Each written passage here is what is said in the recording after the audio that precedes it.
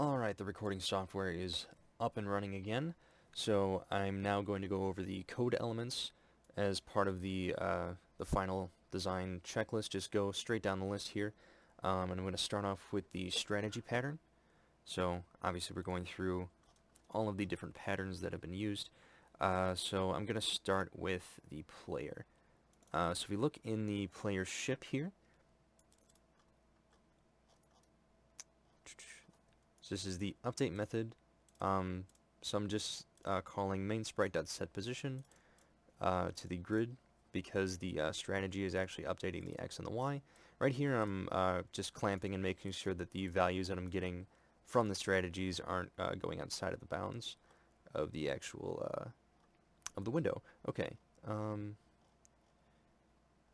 Yeah, so I have set X position, set Y position, some collision nonsense. Okay, I think you get the idea. So now let's go to inputs.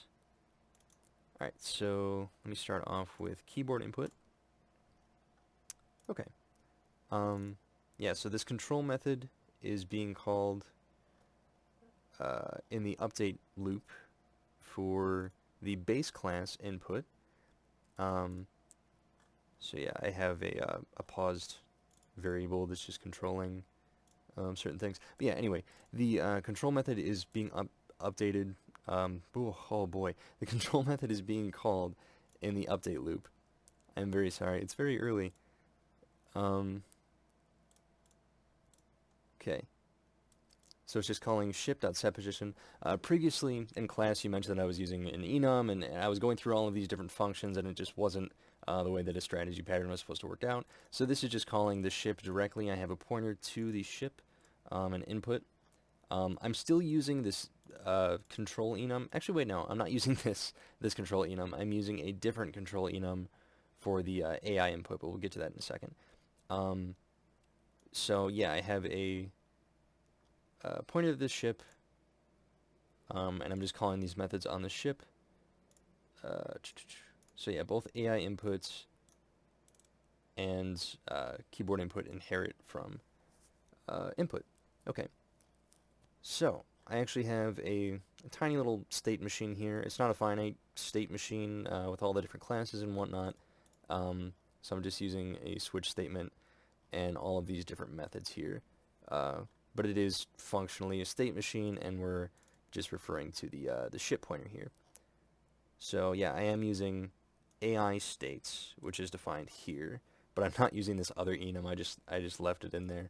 But yeah, rest assured that it's not being used. Okay, so I think that does it for the strategy pattern for this. Now let's go to the sound manager.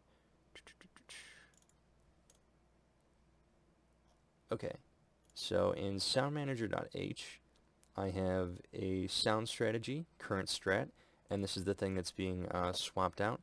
So I have sounds off and sounds on. So if we take a look at the constructors here, they inherit from sound strategy, or not the constructors, the .h files rather. They inherit from public sound strategy. And yeah, so if we look at the actual sound manager itself, it's just calling instance sound strat, and then it's calling sound command. So rather than actually going into the specific commands, so we look at the same command in sounds on.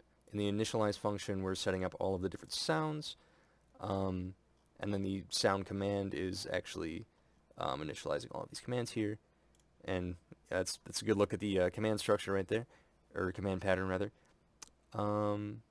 Yeah, and then in sounds off, there is nothing, and we're returning null.